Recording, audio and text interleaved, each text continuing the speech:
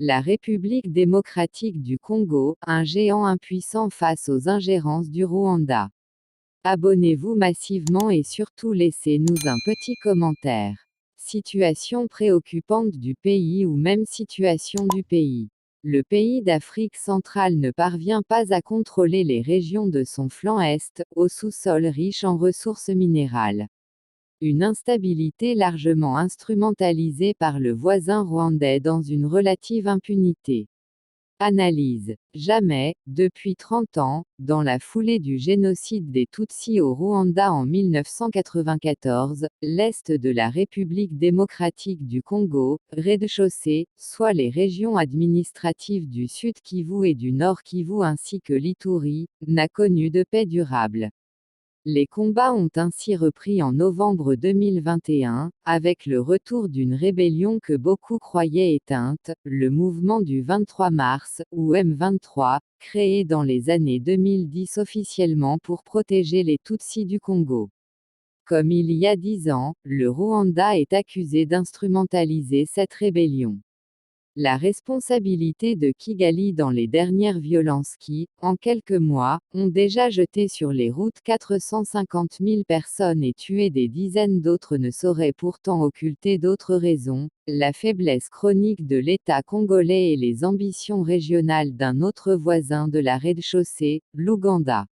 Lire aussi, le retrait de façade des rebelles du M23 dans l'est de la rez-de-chaussée. En quelques offensives, le M23 a en effet délogé l'armée congolaise de plusieurs de ses bases sous le regard passif des casques bleus de la mission de l'Organisation des Nations Unies pour la stabilisation en République démocratique du Congo, MONUSCO, un contingent de quelques 15 000 hommes déployés en rez-de-chaussée depuis 2002 pour un résultat assez peu probant. Les rebelles ont pris le contrôle d'une vaste zone au nord de la ville de Goma, bordée à l'est par la frontière ougandaise. L'Ouganda, où nombre de combattants du M23, historique, avaient trouvé refuge après leur défaite militaire de 2012. Le Rwanda est clairement désigné par Kinshasa et par le groupe d'experts de l'ONU chargé de cette crise comme le parrain logistique et idéologique du M23.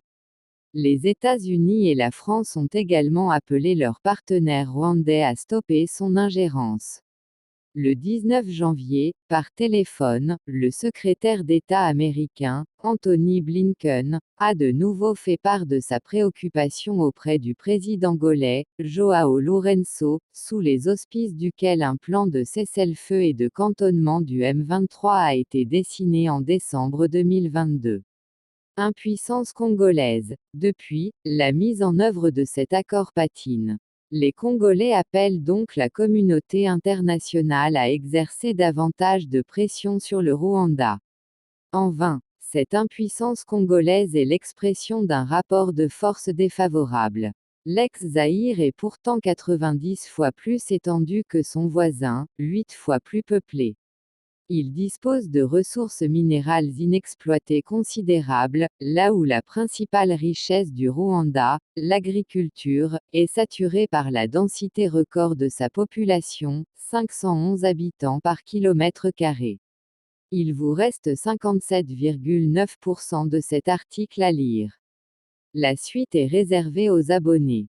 Abonnez-vous, souscrivez à l'arme et surtout un commentaire, pour que même après 10 ans les gens vous lisent.